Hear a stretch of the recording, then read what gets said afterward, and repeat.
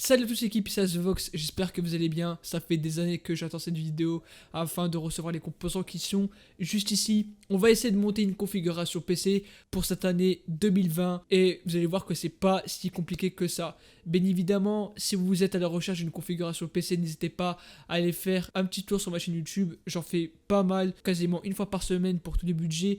Ou alors vous pouvez checker mon site internet asvox.fr. C'est là où vous allez retrouver toutes les configurations que je réalise. Ça va de 300 jusqu'à 3000 euros. Vous en aurez pour tous les budgets. Et vous allez voir que peu importe le budget que vous avez, que vous ayez 300, 400, 1000, 10 000 euros, le montage d'un PC, c'est exactement la même chose. Ça sera un peu différent pour certains composants, comme par exemple si on utilise un water cooling, ça sera pas le même schéma. Mais en règle générale, pour tout le reste des composants, c'est la même chose. Petite précision avant qu'on commence cette vidéo, c'est que c'est la suite de ma vidéo config PC à 200 euros d'occasion. Oui, je vais essayer de monter une configuration d'occasion qui m'a coûté seulement 200 euros. Que vous me croyez ou non, je vais mettre le lien de cette vidéo dans la description, puisque là c'est la partie montage du PC. Et dans cette vidéo, j'explique juste le choix des composants ainsi que les performances qu'on a en jeu. Mais petit spoil, c'est vraiment du lourd pour 200 euros. Donc là, un petit point hyper important, c'est que là, je monte une configuration via la plateforme AMD Ryzen. Ça veut dire que j'ai un processeur Ryzen,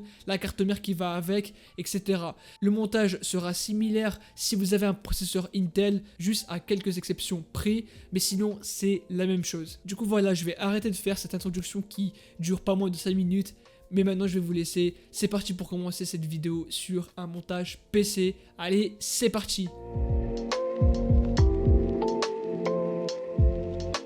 Tout d'abord, avant de commencer la vidéo, il faudra prévoir juste un petit accessoire qui va nous être vraiment utile lors de ce montage. C'est El Famoso tournevis. Donc il nous faudra cependant un tournevis type cruciforme en forme d'étoile en gros.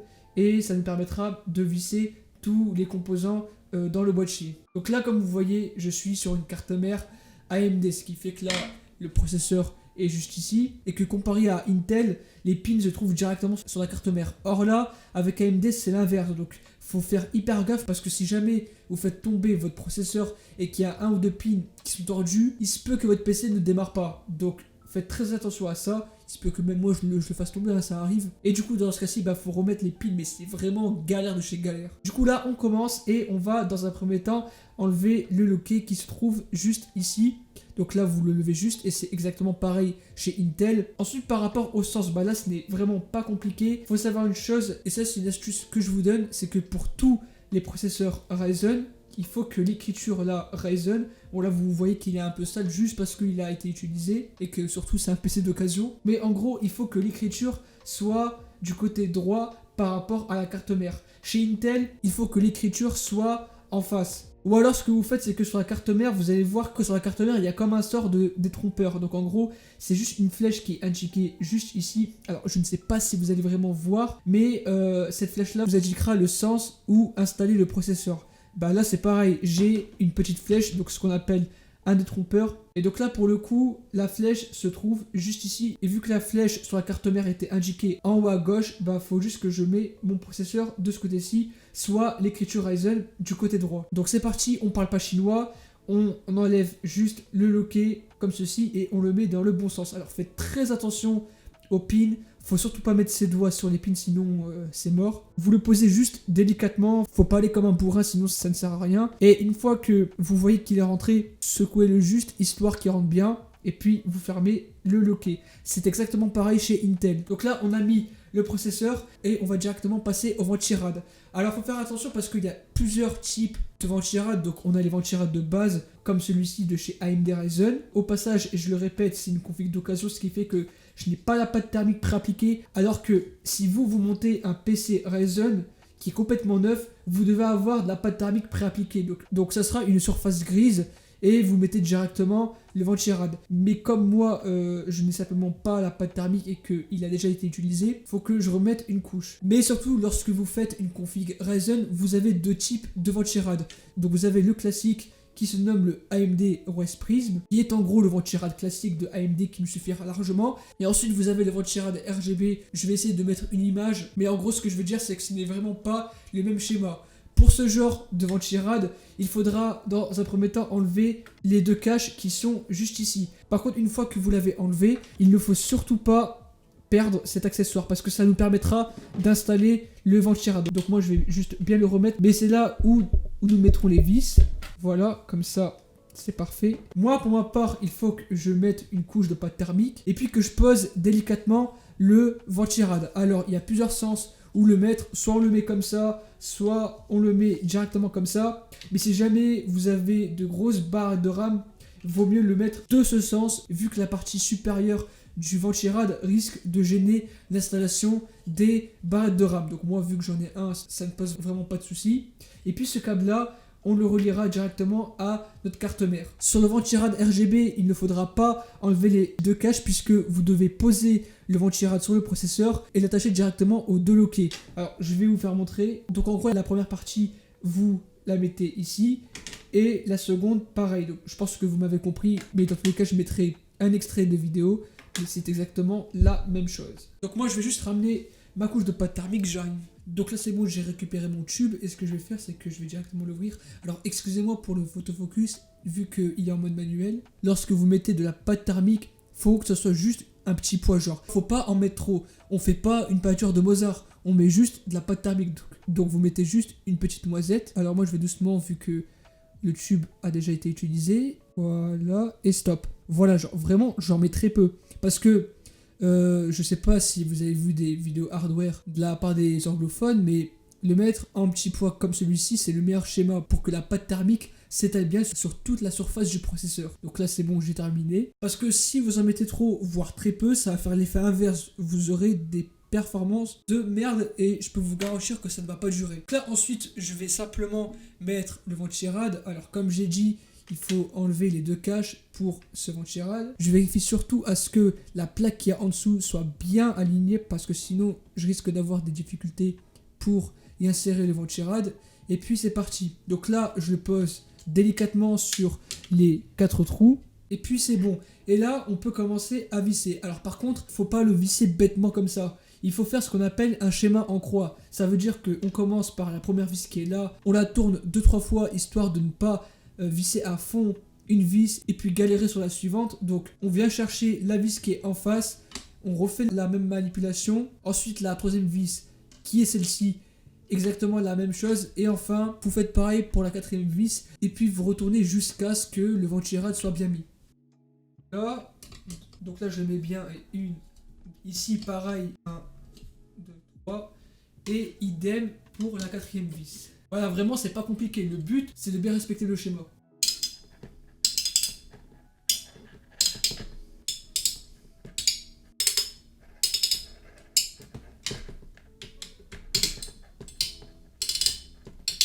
Et puis voilà, c'est bon. Alors si jamais vous n'arrivez pas à visser comme ce que j'ai fait la première fois, n'hésitez pas à passer votre main à l'arrière et d'appuyer à fond sur la plaque parce qu'il se peut que les vis ne rentrent pas directement. Et là bon, lorsque je secoue, je vois que ça bouge bien. Et puis hyper important, on va brancher le connecteur du ventilateur. Donc là simplement, on a un port PMW spécifique au ventirail qui se nomme CPU fan, mais le mieux c'est de voir sur le manuel de votre carte mère. Voilà. Comme ça, le ventirail est bien mis. Après, on peut faire un peu de cable management, mais ça, je vais vraiment le faire à la fin. Ensuite, on va directement mettre la RAM, donc le composant le plus simple. Donc voici la barrette de RAM qu'on va utiliser. Et dans mon cas, je n'ai qu'une seule barrette de RAM. Pour ceux qui ont 2 barrettes de RAM, il faut savoir une chose, c'est que, hormis les cartes mères bas de gamme, normalement, vous avez 4 slots et non pas 2. Et lorsque vous avez 2 barrettes, le mieux, c'est de le mettre sur le 2e slot et le 4e slot. Donc en gros, les slots rouges que j'ai sur ma carte mère. Alors je vais pas vous détailler ce que c'est le dual channel, mais en gros ça permet d'optimiser la vitesse. Donc en gros c'est comme si vous avez 2 canaux qui travaillent en même temps et c'est bien mieux qu'une barrette de 16 Go par exemple. Et du coup pour faire fonctionner ce dual channel, il faudra respecter dans quel slot faut-il mettre les barrettes de RAM. Moi vu que j'en ai qu'un seul, je le mets directement dans le second. Après je peux le mettre dans le premier ou le 3e, peu importe, vu que j'ai qu'une seule barrette de RAM. Donc là je le refais montrer, vous appuyez sur les 2 loquets. Et puis il y a un sens particulier. Donc là vous voyez que la barrette de RAM qui est juste ici, là vous voyez qu'il y a une partie qui est plus longue que l'autre. Et là ça va être pareil, donc il faudra bien le mettre dans le bon sens. Si vous voyez que la barrette de RAM ne rentre pas, ne forcez pas, sinon vous risquez de le péter. Donc là, dans mon cas, la partie là plus petite se trouve juste ici, et une fois que cela est fait, je l'insère délicatement, et puis une fois que c'est mis, j'appuie sur le côté bas, et puis la même chose du côté haut, et la barrette de RAM est bel et bien installée. Relais VG, donc là je vous reprends pour la partie boîtier. Donc une fois qu'on a mis le processeur sur le socket, le ventilo RAD après, ainsi que la RAM, on va directement passer au boîtier. Donc il y en a, soit ils vont directement mettre la carte mère dans l'emplacement, soit il y en a, ils vont directement mettre l'alimentation. Nous, pour pas que ça soit compliqué, je préfère commencer par le truc le plus chiant, donc l'alimentation. Enfin c'est pas la partie la plus chiante, mais vas-y, c'est relou quoi, tu vois. Donc là, j'ai mon bloc d'alimentation et un truc méga important, mais là bon, c'est très mal représenté, même si c'est mieux pour la vidéo, j'avoue, c'est que moi je n'ai pas de cache alim, ce qui fait qu'on va voir tous les câbles dégueulasses, même si mon alimentation est semi-modulaire. Donc là, un point méga important, lorsque vous mettez une alimentation et que vous devez mettre la lime, il faut que absolument le ventilateur soit en bas du boîtier pour que l'air chaud produit par l'alimentation soit expiré par le boîtier juste en bas. C'est pour ça qu'on a des petits trous, donc le mieux c'est de le mettre comme ça. Donc moi c'est ce que je vais faire, donc là je le peux juste comme ça, mais putain, pourquoi j'ai pas un meilleur boîtier sa mère là. Là le mieux c'est que là les câbles sont attachés, je vais directement tout détacher et je vais tout faire passer à l'arrière. Même si vous ne possédez pas de cache à lime, faites comme moi, vous détachez tout et vous passez tout à l'arrière. Donc là, comme vous voyez, j'ai fait passer tous les câbles à l'arrière pour qu'on voie mieux. Et du coup, je vais retourner le boîtier. Et là, je vais redescendre. Et ce qu'on va faire, c'est que là, vous voyez qu'il y a bel et bien 4 emplacements. Donc 1, 2, 3, 4 pour attacher l'alimentation. Sur des boîtiers un peu plus récents, on a directement les vis. Donc moi, vu que j'ai un vieux boîtier, je vais devoir utiliser le kit. Hop là, c'est juste ici. Et là, du coup, je vais visser directement. Vraiment, il n'y a rien de compliqué. Vous prenez juste des vis, vous le mettez et vous tournez. Et vraiment, j'insiste bel et bien sur ça, et je vais le dire dans chaque vidéo, prenez votre temps. Parce que si vous commencez à être stressé, pressé, khraoui, vous allez jamais être concentré. Et vous avez grande chance de casser un composant. Et c'est vraiment pas le but de cette vidéo. Donc là, si vous voyez que ça rentre pas, n'hésitez pas à faire avancer l'alimentation ainsi que de visser. C'est pas ici, ouais c'est là, c'est pour ça que ça rentrait pas tout à l'heure. Mais là du coup c'est juste ici, je visse, et enfin je visse ici, et enfin je termine avec la dernière vis, c'est carré comme en Corée. Donc là vous voyez que l'alimentation est bel et bien fixée. Après, pour les gens qui vont me dire que comment je vais me démerder pour le cable management, ça les gars c'est vraiment en tout dernier. Mais là vraiment dans un premier temps, on s'en branle de la beauté du PC là, on le monte juste. Après on peut commencer à le pimper, t'as vu. Mais là bon, on veut juste monter le PC. Et puis voilà, donc là ce que je vais faire, c'est que je vais directement mettre la carte mère sur le boîtier. Donc là je vais juste reculer un petit peu parce que sinon ça va être extrêmement chiant. Donc là tu prends ton boîtier Comas, tu vérifies à ce qu'il n'y a pas de câble tout autour. Donc là par exemple j'ai le câble du ventilateur qui va me gêner, donc ça je vais le mettre de côté. Au pire vous savez quoi, je vais juste le retirer pour la vidéo. Après ne vous en faites pas, je vais mettre le ventilateur vraiment juste à la fin. Ça on va bien peaufiner le bordel. Donc là du coup on a la partie où on va mettre la carte mère. Là normalement c'est le ventilateur. Et là dans un premier temps ce qu'on va faire c'est qu'on va remplir ce trou. Et cette partie là c'est simplement l'arrière de la carte mère. Ça veut dire là on retrouve les connectiques, c'est-à-dire les ports USB et tout le tralala qui va avec. Et normalement dans toutes les boîtes de carte mère vous avez ça. La plaque IO Shield pour mieux couvrir les connectiques. Et ce que vous allez faire, c'est que vous allez le mettre à l'avant directement. Donc ne le mettez pas à l'arrière, mettez-le à l'avant, et il faut bien que le côté où c'est un peu dur là, il faut que ça soit à l'extérieur et non pas comme ça. Donc là ce que je vais faire, c'est que je vais directement le brancher. Donc là il faut juste appuyer, et si vous voyez que ça ne rentre pas, n'hésitez pas à y insister. Alors par contre un truc hyper important, c'est que il faut que les connectiques jack soient situés en bas de la plaque IO Shield et non pas en haut. Donc si jamais vous l'avez mis à l'envers, retirez-la et vous le mettez dans le bon sens. Donc là du coup je vais retourner sur la carte mère et je vais essayer de vous montrer ça, mais vérifiez que toutes les autres toises qui sont sur le boîtier soient bien fixées et vérifiez par rapport au trou qu'il y a. Moi je sais que j'ai une carte mère au format micro ATX et que le nombre de trous pour mettre les vis ainsi que les autres toises sont de 7 voire 8. Donc là moi dans mon cas j'ai bien 1, 2, 3, 4, 5, 6 et il faut que j'en rajoute un sur le côté. Donc ouais il faut que j'en mette un ici. Mais pour ce faire vous devez prendre le kit de vis de votre boîtier. Vous prenez simplement une autre toise si jamais ça n'a pas été mis. Enfin normalement sur les derniers boîtiers tout est mis, c'est pas comme avant. Là, vu que j'ai un vieux boîtier d'occasion, et ouais, donc moi je dois le visser juste ici. On peut directement le faire à la main, même si c'est mieux de le faire avec une vis particulière. Et ouais, du coup là, j'ai mis toutes les autres toises et je vais directement poser la carte mère. Alors, si vous voulez risquer à tout prix toute la merde qu'il y a, je vous conseille vivement de poser votre boîtier sur votre table, parce que sinon ça va être galère pour tout fixer. Donc là du coup je vais le retourner. Ouais, ça par contre je l'avais pas capté, mais je devais bel et bien mettre la carte mère avant l'alimentation, parce que là je vois que les câbles gênent un peu, mais bon c'est pas si grave que ça du moment où les câbles sont gainés. Et là du coup ce que je vais faire, c'est que je vais prendre ma carte mère et je vais essayer de le poser délicatement. Là le but c'est de ramener les connectiques sur la plaque IO Shield. Voilà, donc là c'est bel et bien rentré. Et maintenant, avec le kit de vis fourni par le boîtier, on va prendre les vis classiques pour pouvoir insérer la carte mère au boîtier directement. Juste, si vous voyez que les vis ne rentrent pas, n'hésitez pas à pousser la carte mère. Et là aussi, n'essayez pas de visser comme un bourrin. Si vous allez voir la vidéo du PC d'occasion à 200 €, mais vraiment ce boîtier, et là, je vous le dis en toute honnêteté, le Colink Aviator M, il pue la merde. Mais vraiment, il pue la merde. Donc là, voilà, la carte mère est bel et bien fixée. Ce qui fait que si je la bouge, bah, il n'y a rien qui se passe. Donc là, du coup, hop, là, je peux le redresser.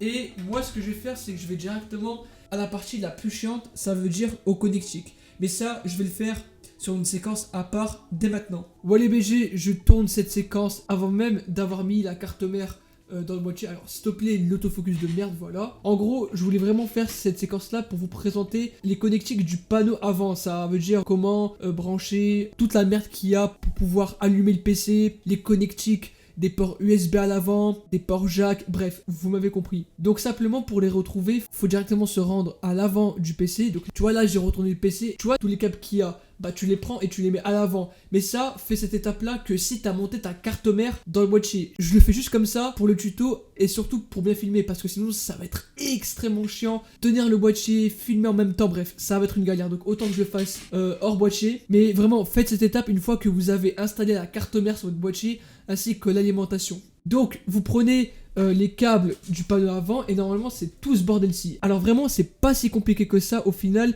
si vous suivez bien les étapes. Alors là on a une tonne de câbles que je vais vous présenter. Parmi tout ce bordel-ci, on a dans un premier temps le plus gros câble, c'est l'USB 3.0. Donc en gros c'est le connecteur USB qui est en bleu à l'avant du boîtier. Donc il est représenté comme ceci. De base c'est en bleu sur certains boîtiers. Après moi je sais pas pourquoi mais sur mon boîtier j'ai ce connecteur-ci USB en plus, je vous le dis direct, hein, il ne sert strictement à rien, puisque normalement on a un connecteur USB à part, mais ça c'est vraiment pour l'USB 3.0, voire 3.1. Ensuite on retrouve ce câble-ci qui représente l'HD audio, donc en gros c'est les connecteurs jack à l'avant du boîtier, et on retrouve cependant le connecteur USB, donc les ports USB 2.0 cette fois-ci à l'avant du boîtier. Et bien évidemment, je vous le dis direct, ces câbles-là, vous n'êtes pas obligé de les mettre, mais juste vous n'aurez pas accès aux ports USB et jack à l'avant du boîtier et ça sera assez dommage. Après bien sûr vous pouvez utiliser les connectiques du panneau arrière, donc ceux de la carte mère que je vais vous faire montrer. Donc en gros Zama, tu vois,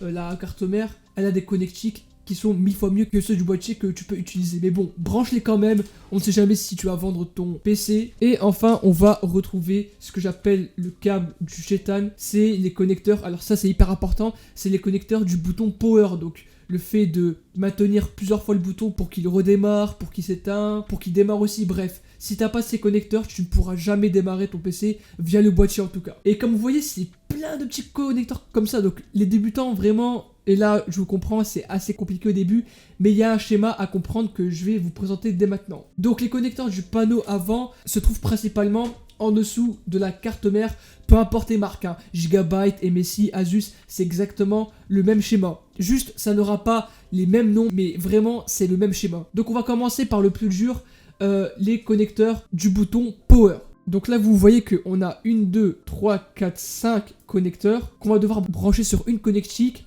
Et pour retrouver cette connectique, il faut s'aider du manuel de la carte mère. Donc soit vous prenez directement le manuel à l'intérieur de la boîte de votre carte mère, soit faites comme moi, vous prenez votre bigot et vous téléchargez simplement sur le site du constructeur de la carte mère le manuel. Ça fait des trucs chelous avec ma caméra, mais là en gros j'ai téléchargé le manuel et c'est beaucoup plus simple puisqu'on peut chercher les mots. Et là vous voyez qu'en tapant juste Power Switch via le PDF, bah je tombe directement sur le schéma. Alors là, putain, c'est dommage, il y a comme une sorte de traits qui apparaissent là directement sur mon écran. Mais bon, c'est pas si grave que ça, vu que moi je connais le schéma par cœur. Mais en gros, pour les débutants, utilisez vraiment votre manuel, sinon vous allez être du père. Sur une carte mère Gigabyte et aussi MSI, ça se situe toujours en bas à droite de la carte mère. Je sais que chez MSI, le connecteur se nomme JFP1, un truc dans le genre. Mais là, sur les cartes mères Gigabyte, c'est le gros connecteur qui se trouve en bas à droite. Voilà, donc là j'ai changé d'angle et on va directement prendre les connectiques. Alors on va commencer par le plus dur, c'est simplement les connecteurs qui sont séparés en un seul pin. On appelle ça le Power LED- et le Power LED+. Donc le mieux c'est de vous fier à ce que c'est écrit sur le manuel de votre carte mère. Ou alors, sur Gigabyte, on a directement le schéma qui est ici, et il est exactement pareil. Là vous voyez que j'ai Power LED- et Power LED+. Sur ma carte mère, je vois que les deux premières connectiques en bas à gauche, là en tout cas c'est Power LED+, et là c'est Power LED-. Donc ce qui fait que le premier pin là en haut à gauche, c'est Power LED+, que je vais brancher maintenant, et Power LED-, il est juste à côté. Mais c'est vraiment la même chose pour les autres cartes mères Asus, MSI, etc. Donc là vous voyez que j'ai branché, et logiquement, sur quasiment toutes les cartes mères, mais ça je suis vraiment pas sûr, il faut que l'écriture soit en face de vous. Genre faut pas que l'écriture genre soit à gauche, à droite, non, faut vraiment que ça soit face par rapport à vous. Donc là on a branché le premier connecteur. Maintenant il nous en reste 3. Donc le HDD LED+, on a aussi Power Switch et on a normalement le Reset Switch. Donc je vais prendre le HDD LED et je vais lire à partir du schéma, et le HDD LED+ se trouve quasiment en bas. Mais là le problème c'est qu'on ne sait pas où est indiquée la borne plus ou encore la borne moins. Donc moi l'astuce que je fais, c'est que je retourne le pin. Et là, je ne sais pas si à la caméra on va voir ça, mais en gros, il y a un côté où on a une flèche. La flèche signifie simplement que c'est une borne plus, donc logiquement, l'autre c'est la borne moins. Et là, ma gueule, je fais pareil. Je vois que c'est là. Alors là, c'est plus, là, c'est moins. La flèche est ici, donc c'est plus, donc je le mets comme ça. Vraiment c'est simple, hein. Faut juste suivre le schéma, mais dans tous les cas, si vous voyez que votre PC ne démarre pas, vérifiez si vous avez mal branché. Moi, ça m'est arrivé, mais plein de fois vraiment. Donc n'hésitez vraiment pas à check cette partie-ci qui est extrêmement chiante. Ensuite là, il me reste Power Switch, voilà, merci de l'autofocus. Et il est juste à côté des deux premiers pins qu'on a mis à côté. Donc là, la borne plus, elle est vers la gauche. Bon là, vous ne voyez pas, mais la borne plus, c'est celle qui est à droite. Donc je le mets directement à côté. Et je fais pareil pour le Reset Switch. Je me mets par rapport à ça, et le Reset Switch, il est en bas du connecteur précédent qu'on a branché. Sauf que là, plus et moins ils sont inversés. Donc là, je retourne le pin. Je sais pas pourquoi c'est assez bizarre que ça soit de ce côté-ci. Mais bon, là du coup, on a terminé le branchement du câble du chétan. Et là maintenant, on va passer aux câbles qui sont beaucoup, mais beaucoup plus simples. C'est l'USB 3.0, 2.0 ainsi que l'HD audio. Alors par contre, il est où l'autre connecteur USB? Voilà, il est là. USB. Alors là, c'est exactement pareil. Tout est indiqué en bas des pins, sur toutes les cartes mères, Gigabyte, MSI, Asus, bref. Donc là, je vais commencer par l'USB. Alors moi, je sais que sur ma carte mère, les connecteurs USB sont là et là. USB, je le branche directement ici. Si vous voyez que ça ne rentre pas, n'hésitez pas à tourner le pin et le mettre délicatement. Le but là n'est vraiment pas de forcer, sinon vous allez vous courir. Ne stressez pas, prenez votre temps. Si vous voyez que ça ne rentre pas, vous inversez le pin et basta. Ensuite, pour la partie HD audio, je sais que sur cette carte mère et par rapport au manuel, l'HD audio c'est ça. En plus, c'est écrit blanc sur noir, c'est ce connecteur-ci, et je vais simplement le brancher. Si je vois que ça rentre pas, je n'hésite pas à l'inverser. Donc là, bon, c'est rentré parfaitement. Voilà, c'est rentré. Et maintenant, il me reste plus qu'à brancher l'USB 3.0 et stopper l'autofocus que je dois faire. Voilà, ça ressemble à ça. C'est extrêmement simple parce que sur la carte mère, c'est le gros bloc carré là, le gros star noir. Et limite, il peut même être en bleu sur les dernières cartes mères. Parce que là, je suis sur une vieille config. Donc bon. Et là, par contre, on a juste un détrompeur qui est simplement un trou qu'on retrouve juste ici. Et là, je ne sais pas si vous allez réussir à voir, mais là, on a une petite bosse. Donc là, ça veut dire que je dois le brancher de ce sens. En plus, là, c'est écrit USB 3.0, donc parfait. Je le branche. Et voilà, même pas la peine de forcer. Vous branchez juste. Si vous voyez que ça rentre pas, comme je vous l'ai dit, vous inversez et vous branchez. Donc là, c'est bon, on a fini pour les connectiques du panneau avant. Et là, je vous reprends juste après pour faire les branchements à l'alimentation. Voilà, donc une fois qu'on a connecté le connectique du front panel, on va directement installer tout ce qui est stockage. Donc moi, pour ma part, vu que je suis dans un vieux boîtier de merde, encore une fois, moi, j'ai ce qu'on appelle des raies de disque dur. Donc moi, j'ai le HDD et j'ai le SSD. Après, il y a un point que j'ai pas dit, c'est que si vous avez un SSD M.2, il faudra directement le brancher ici. Mais bon, normalement, je vous l'ai expliqué au début de la vidéo. Donc là, du coup, je sors mes deux bordels. Et dans un premier temps, je vais mettre le SSD. Alors si jamais vous mettez un disque dur, il y a un schéma à respecter. Dans un premier temps, si jamais vous avez retiré la cage à l'avant et non pas à l'arrière, il faut absolument que les connectiques des disques durs soient à l'arrière du boîtier pour éviter à ce qu'on ait des gros câbles. Il se peut que surtout ça puisse gêner pour que je ferme le boîtier. Donc en gros, je vais le mettre comme ça. Donc du coup, pour installer un SSD, il faut directement que je le mette comme ça parce que les 4 trous sont de ce côté. Du coup, ce qui fait que je vais le mettre à l'envers comme ça par rapport au trou qui se trouve à l'avant. Et les vis, comme d'habitude, on le retrouve dans le kit. Alors, je vérifie juste si je l'ai pas mis à l'envers. Donc, je le mets comme ça. Ouais, c'est bon. Faut surtout pas que ça soit à l'avant. Ça sera un peu con. Et là, voilà, une fois que c'est vissé, je le mets directement comme ça. Je le pousse. Et hop là, basta. Et je fais pareil cette fois-ci pour le HDD. Donc. Alors sauf que là c'est un petit peu particulier. Il y a même des fois où le HDD peut directement rentrer sans le visser. Voilà, donc là du coup j'étais même pas obligé de le visser et je vais directement le mettre en dessous. Ensuite là ce que je vous propose directement c'est de passer au branchement des câbles d'alimentation. Et je vais directement le faire ressortir ici. Et dans un premier temps sortez le plus gros des câbles, c'est-à-dire le connecteur de la carte mère. Et en gros, ce câble-là va nous permettre d'alimenter la carte mère. Donc là, du coup, je l'ai rapproché. Et en gros, voilà, comme je l'ai dit, c'est ce connecteur-ci qui est extrêmement gros avec 24 pins. Et ça, on le branche directement sur la carte mère, sur le côté droit. Normalement, c'est toujours comme ça sur les cartes mères. Et là, je ne sais pas si vous allez le constater, mais on a une attache. Et cette attache-là doit toujours être à l'extérieur de la carte mère. En gros, faut pas que ça soit de ce côté-ci, mais toujours de ce côté-là. Alors là par contre, je vous le dis direct, il faudra insister un peu sur ce connecteur parce qu'il est extrêmement lourd. Donc là, n'hésitez vraiment pas à appuyer. N'appuyez pas non plus comme un bourrin, c'est pas le but. Mais n'hésitez vraiment pas à y insister. Et ensuite, on a un second connecteur qui est ultra important. C'est celui du processeur. Lui par contre, on va directement le faire passer à l'avant puisque sur quasiment toutes les cartes mères, le connecteur pour alimenter le processeur se situe toujours en haut à gauche de la carte mère. Alors là je mets juste le flash puisque vous n'allez pas voir, mais en gros ouais c'est ce connecteur ci et le câble je dois directement le faire passer par ce trou. Donc moi pour le coup c'est du 8 pins, mais il se peut que sur certaines cartes mères haut de gamme ça peut être du 12 pins. Mais bon, en règle générale c'est du 8 pins. Et c'est là où c'est vraiment chiant parce que je n'ai pas de lumière et du coup je vois pas. Du coup je dois vraiment le faire à l'aveugle. Voilà, donc c'est rentré. Là, les gars, dites-vous qu'on a quasiment fait la totalité du PC. Là, ce qui va vraiment nous rester, c'est d'alimenter dans un premier temps les disques durs avec le câble SATA. Donc en gros, les câbles qui sont ici pour faire le lien entre les disques durs ainsi que la carte mère. Et bien sûr, on va devoir l'alimenter par un câble que nous allons retrouver sur l'alimentation. Enfin, moi, elle est semi-modulaire. Donc du coup, je dois directement sortir le câble en question. Voilà, donc en gros c'est ce câble-ci. Alors je vais vous faire montrer le type de connecteur. Voilà, donc en gros ce sont des fiches en forme de L. Donc là on a un petit bord qui est juste ici. Ouais, et ça du coup il faut que je le branche directement sur mon alimentation. Après, si votre alim n'est pas modulaire, vous aurez directement les câbles. Donc moi je vais directement le brancher. Et par contre, ouais, je viens de faire une erreur, je devais directement brancher les câbles bien avant d'insérer l'alimentation. Parce que là, ça va être extrêmement galère. Mais bon, c'est rien, c'est la rue. Et là, vous allez me dire, ouais, mais Yacine, t'es ça ou quoi? C'est le bordel et tout.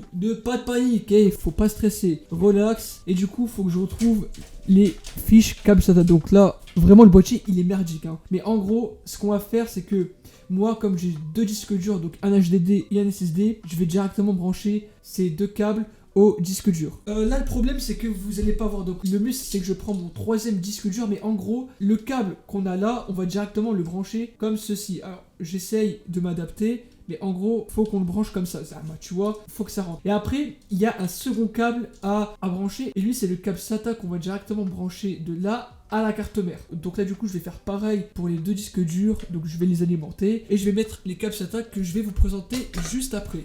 Voilà, là j'ai directement fini les branchements et du coup on va sortir les câbles SATA. Alors pour information, les câbles SATA vous en aurez toujours deux fournis dans la boîte de votre carte mère. Donc moi je vais les sortir directement. Alors voici les deux câbles SATA. Alors moi pour info c'est pas les vrais câbles SATA de la carte mère, c'est juste des câbles que j'ai acheté à part. Normalement dans toutes les cartes mères comme j'ai dit, vous avez directement deux beaux câbles SATA en plus de couleur noire. Et là du coup c'est exactement la même chose. Là je vais juste dans un premier temps le brancher sur le disque dur. Et du coup comme je vais le brancher directement sur la carte mère, je le mets de côté comme ça, vraiment pour que on s'en occupe après.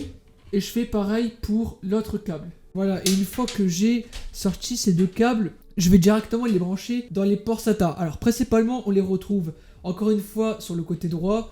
J'en ai une, deux, et j'en ai même là. Alors pour faciliter le cable management, je vais directement les brancher ici. Alors ouais, du coup, il m'indique que là, c'est le SATA 1, et en dessous directement, c'est le SATA 2. Moi, pour plus de facilité, je branche dans un premier temps le SSD, comme ça va être plus simple pour installer Windows 10. Alors ouais, du coup c'est bien ce gros câble là, et je vais le brancher ici. Voilà, et là du coup je branche le second câble SATA juste en dessous. Et voilà, c'est fait. Et du coup ce que je fais, c'est que ça, je le gère sa grand-mère. Et ça du coup, j'essaye de le gerter, histoire qu'on ait un peu plus de propreté, même si je vous avoue que le cable est pourri. Et là, dites-vous qu'on a fini, sauf pour une seule étape, c'est bel et bien la carte graphique. Alors, faites très attention parce que moi, pour ma part, je n'ai pas le loquet qui est ici.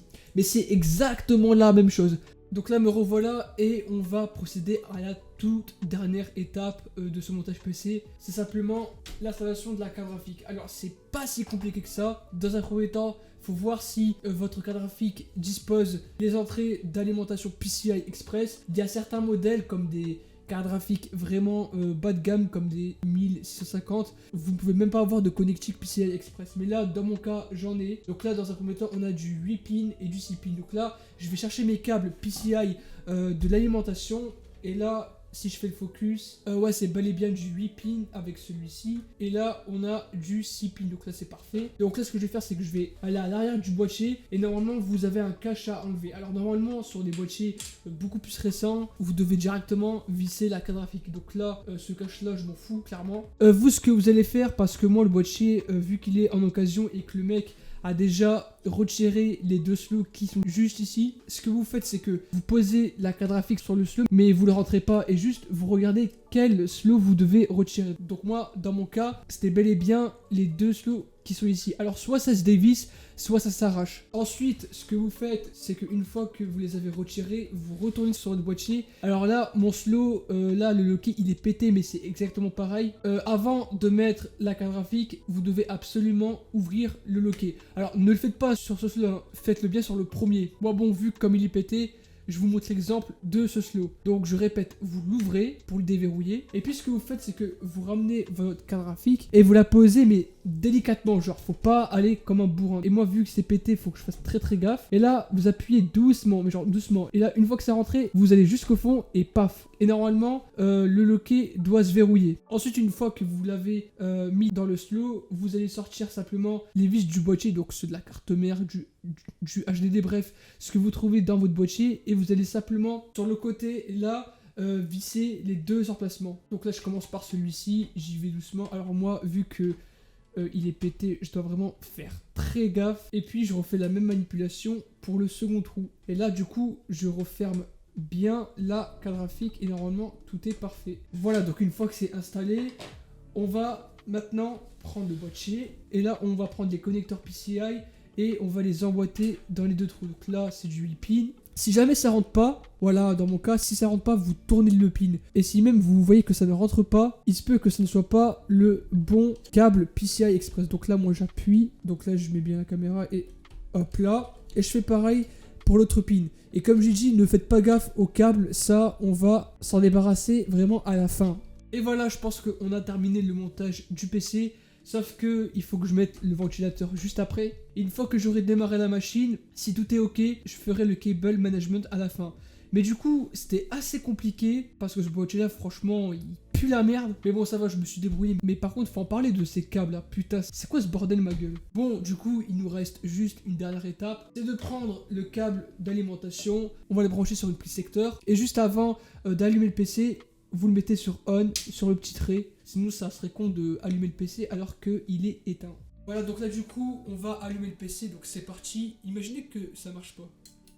Ah voilà, là ça marche. Donc là on voit bien que le venturateur tourne et je peux même constater, bon même si je passe ma main, que la turbine de ma carte graphique tourne bien. Donc ce qui fait que tous les composants marchent bien. Juste comme je l'ai dit, il faut que je branche le ventilateur et puis tout sera carré. Bon du coup l'équipe, comme vous l'avez constaté, le PC est juste derrière moi et je pense qu'on en a terminé avec l'option montage. Ça a duré environ 30-35 minutes histoire de tout vous expliquer et encore je n'ai pas tout dit. Le truc c'est que pour moi ce n'était pas en soi la vidéo la plus optimale pour monter vraiment un PC gamer complet vu que je l'ai monté dans un vieux boîtier de merde parce que comme vous l'avez vu, le cable management c'est une catastrophe, il n'y a même pas de trou, bref. Le boîtier il est merdique. Je compte refaire une vidéo montage avec une config bien plus récente, je compte faire ça. Mais bon là du coup, on a terminé de monter le PC et maintenant il nous reste la seconde étape hyper importante, l'installation de Windows 10. Pour ce faire, j'ai sorti en même temps le tuto pour installer Windows 10 avec celle-ci, donc elle sera disponible directement en description et vous allez voir que c'est encore plus simple que de monter sur PC puisque là, tout se passe via l'ordinateur. Mais bon, en tout cas, j'espère au moins que cette vidéo vous aura plu. C'était une bonne expérience à partager aussi, mais comme j'ai dit, je compte refaire une vidéo montage. Donc n'hésitez pas à vous abonner, à liker, à rejoindre mes réseaux sociaux. Bref l'équipe, je vous dis à la prochaine et ciao tout le monde. C'était Asvox.